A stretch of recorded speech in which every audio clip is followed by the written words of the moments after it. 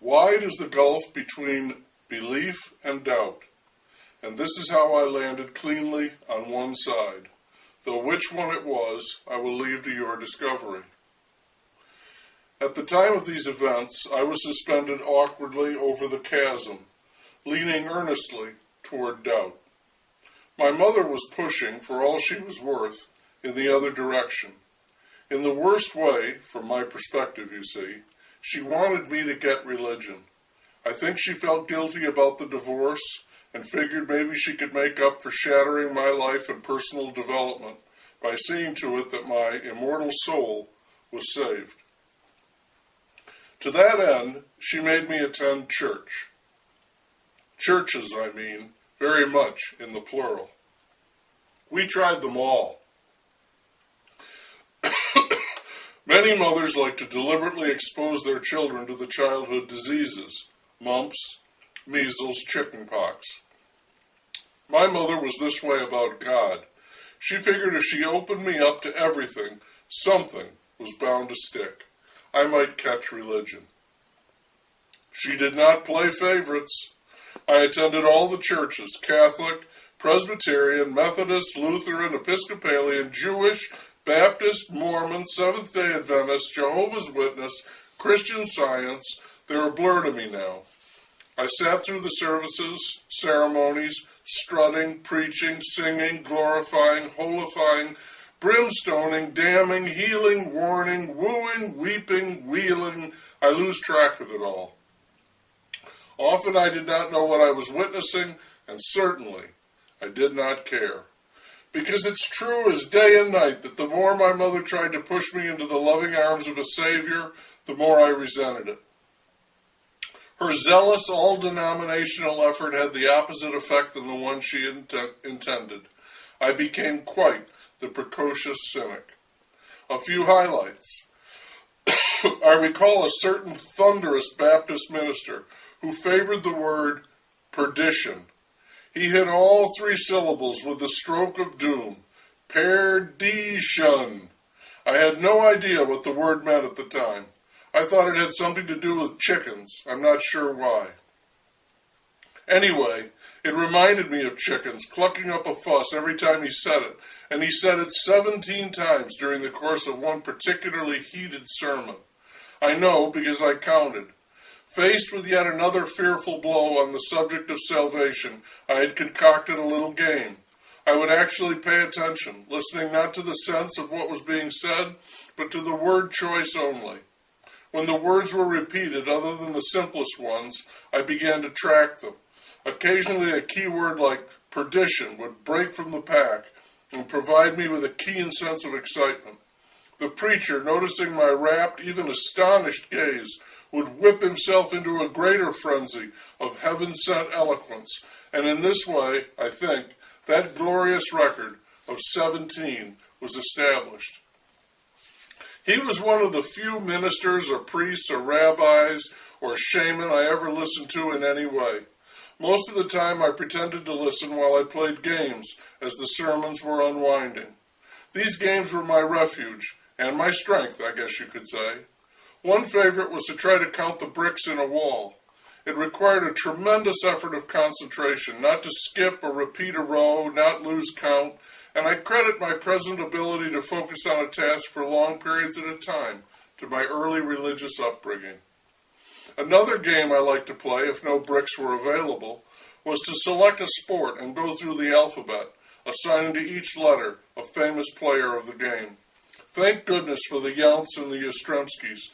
God bless Babe Zaharis and Don Zimmer. Okay, I passed on the X. If I made it through once, I began a second round with no repeats allowed.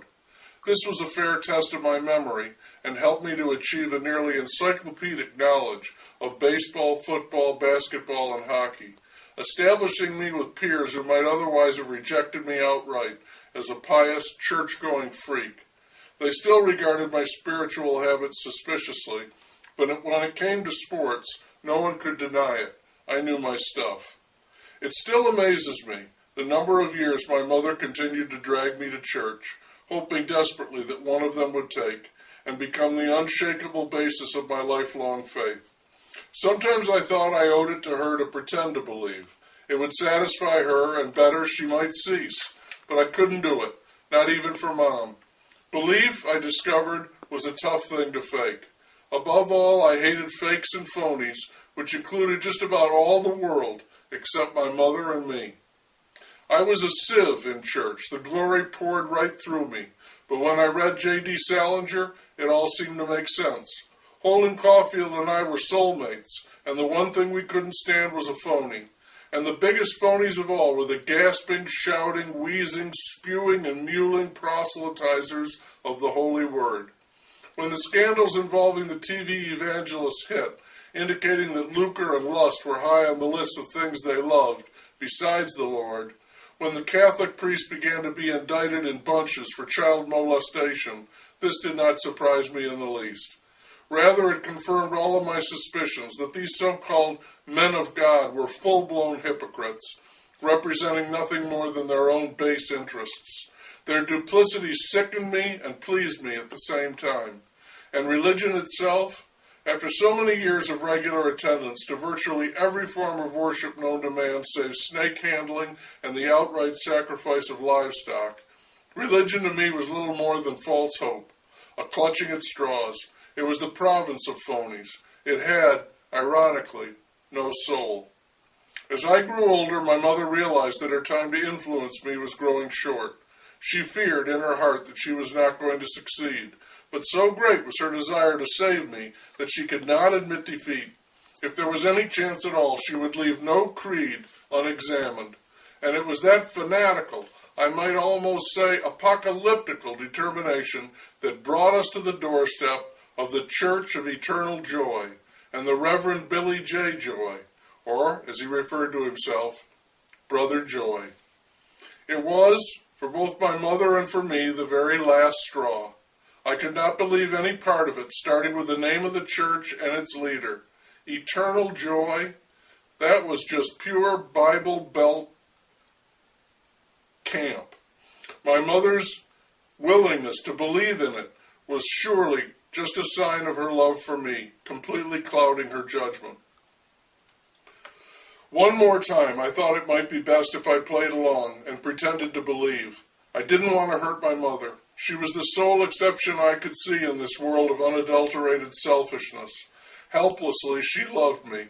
It was funny. The one person in the world who I knew loved me, and I found myself wishing that she would care a little more for herself and forget about me. So I tried, but it was useless, and worse, unconvincing. So I stopped pretending, lest I add the burden of a lie to the fate of my already tenuously teetering soul. This was pure, uncut bunk, if I'd ever seen it. I couldn't believe that anyone could buy this pitiful act. The Church of Eternal Joy. Who was he kidding? It was a dumpy, unrenovated storefront right between a rundown strip club and a state liquor outlet. Billy J. Joy. Come on.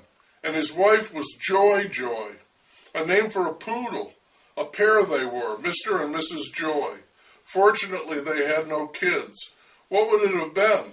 Joy? A veritable chant on the theme, regardless of gender. The names were just jokes. How could anyone take them seriously? And the people fit the names perfectly. In the flesh, they brought the jokes alive. They were like the Joy dolls some toy company had made.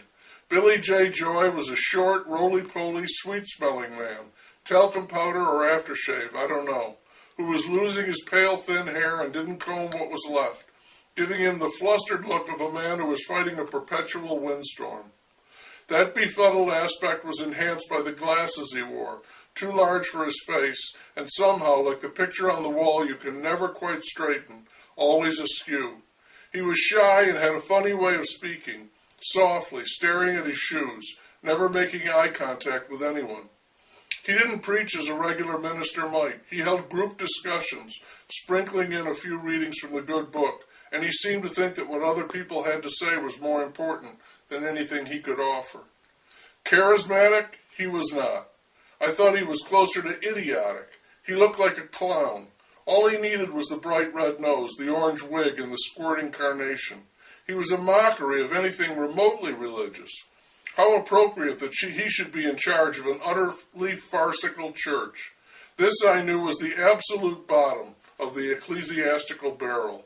The Reverend Billy J. Joy was living proof that my mother, in her quest to save me, had tried everything. His wife was an apt partner, lean as one of those people who throw up to stay thin, hyperactive, and possessed by a blissed-out smile that seemed pressed on, a living, happy face, the sunny yellow grin so popular with elementary school teachers. She always seemed to be looking up at the sky or the ceiling while he was staring down at his shoes. What a pair they were. Their lack of children, I thought that might dampen their joy, but no, their joy was inexhaustible, and that was exactly their message.